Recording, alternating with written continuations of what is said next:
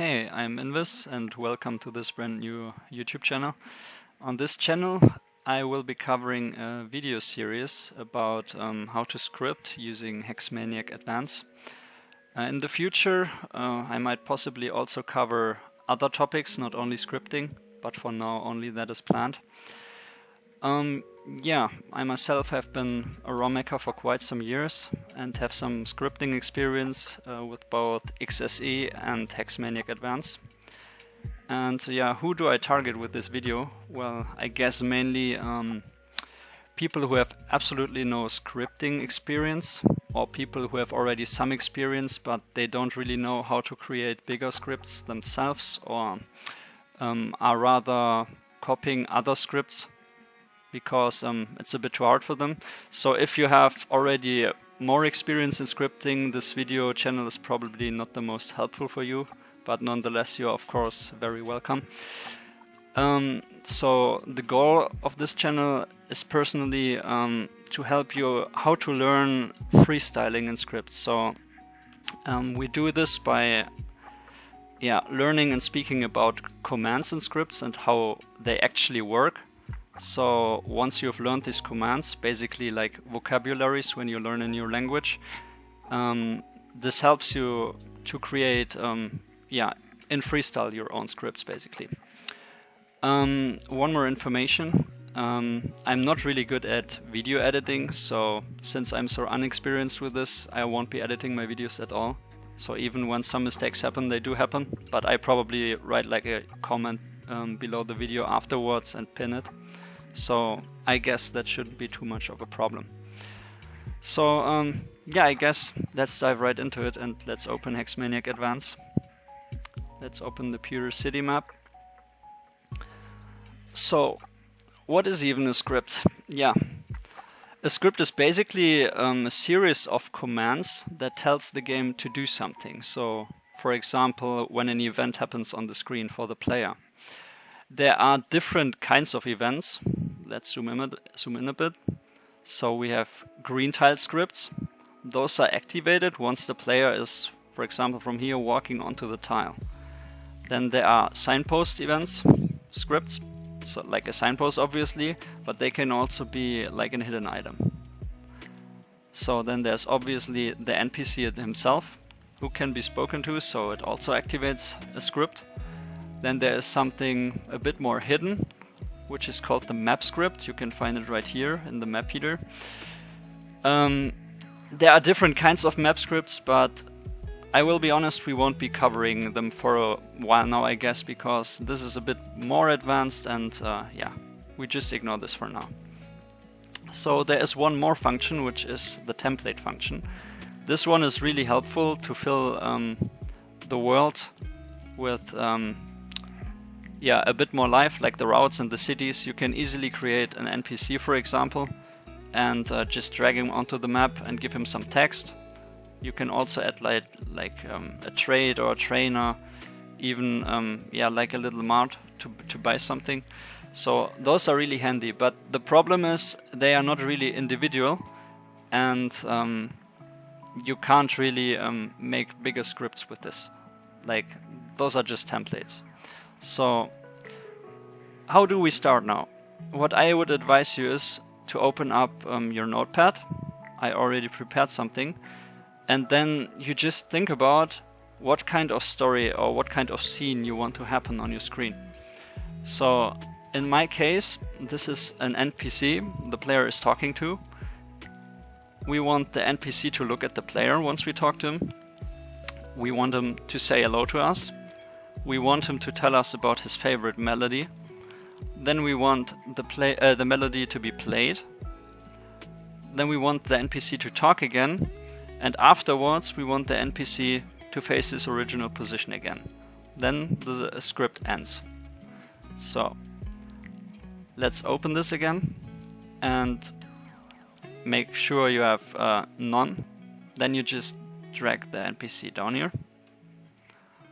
Let's give him like a nice overworld sprite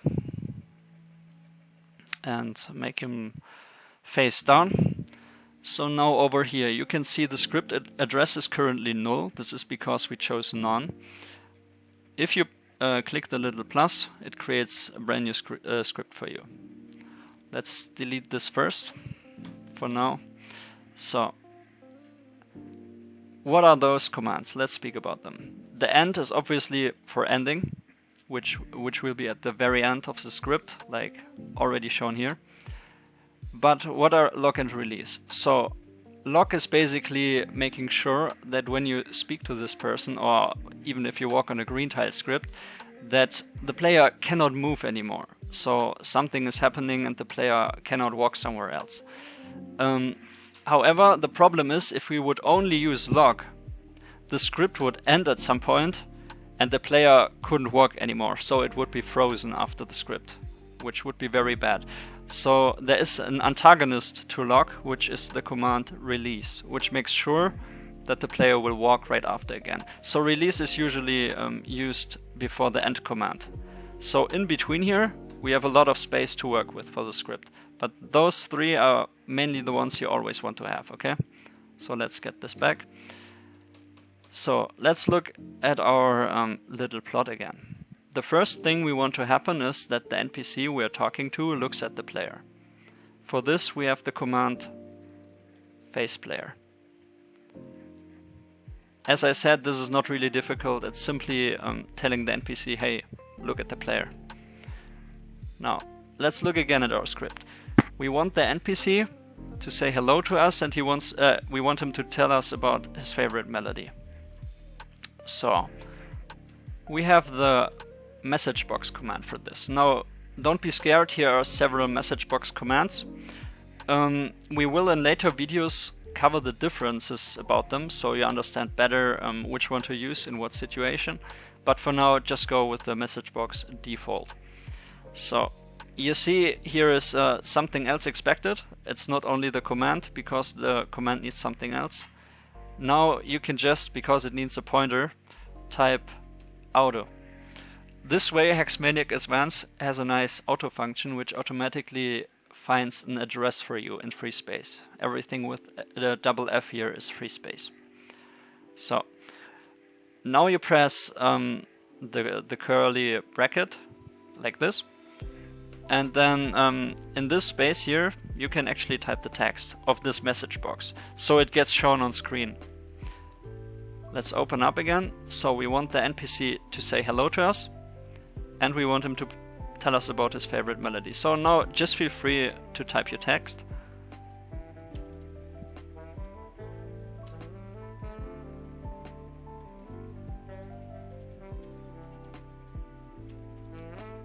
So, do you notice that there is suddenly a green line below the favorite? Well, this is because there is a text limit for each box, or let's say each line. So at some point it's too long and it cannot be shown on screen anymore.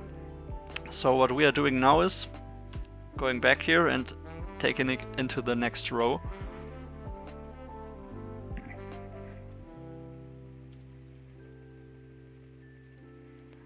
Alright, so we got both of this covered now. So the next thing we want is the melody to be played. For a melody to play, we use the command fanfare. Now, here are a lot of melodies to choose from. You can just press like a letter, and then you can just look at what examples are shown on screen if you have no idea what songs or sound do exist in the game. On the internet there are a lot of lists, so you can just look them up. Or if you have an idea, for example, the Pokemon Center sound, then you can try something like heal, and you can be pretty sure, for example, it's this one. So we are going with this one for now.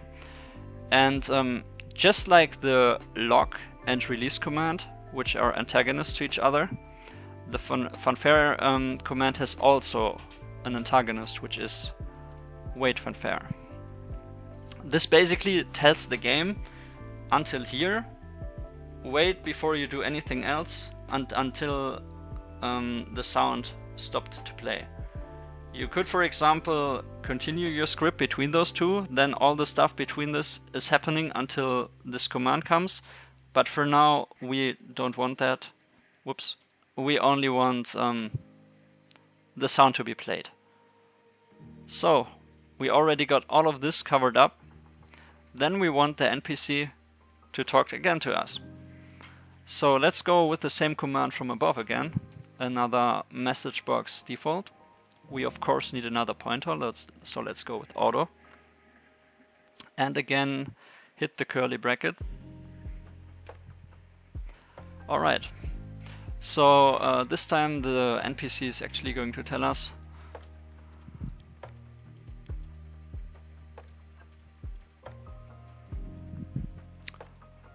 perfect. So we got this done as well. And in the end, we want the NPC to face his original position again, which in this case, if we look at him, is face down. So for example, if we talk from the left to him, after the script he is looking down again. Here is one important thing we need now, which is the NPC's ID, which is ID 8 in this case. You have to remember this one, okay? It's standing right over here. So let's go back into the script. We now need a movement command. There are several movement commands, but for now we are going with move.npc. Now we need the ID we just spoke about, which is the 8. And then we again need a pointer, which is auto again. So HMA again finds an address for us in free space. So here we go again, pressing the curly bracket.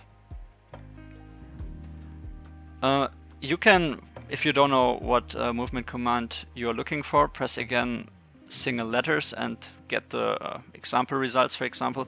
But we want to have face original direction. So from whatever side we're talking to the NPC, he in the end will face his original position, which is face down. So let's open this up again. And you see, we already are at the end, because we already have the end command added. So let's save this one and check it out. Let me speed this up really quick.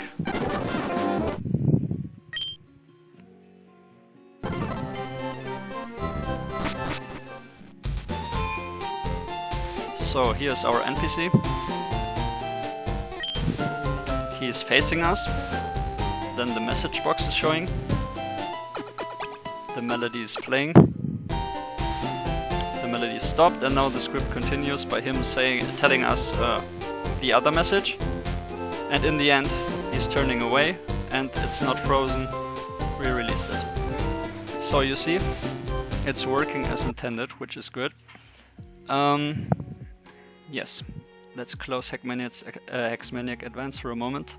So what commands did we learn today? We learned about lock and release, which work as antagonists to each other. Lock always being used at the start and release always before the end, so the game is not freezing after the script. The face player command for the NPC to actually face us. This is only required for NPC scripts, obviously. Then we have the message box default.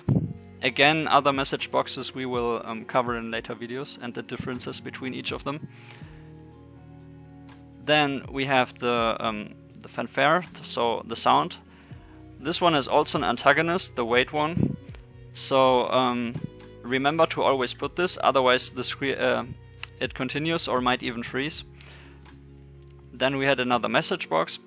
And the ending one, of course, because oh no, not message box, I was misreading this. This is the move one. So the move command, move.npc, which tells the NPC where to move actually.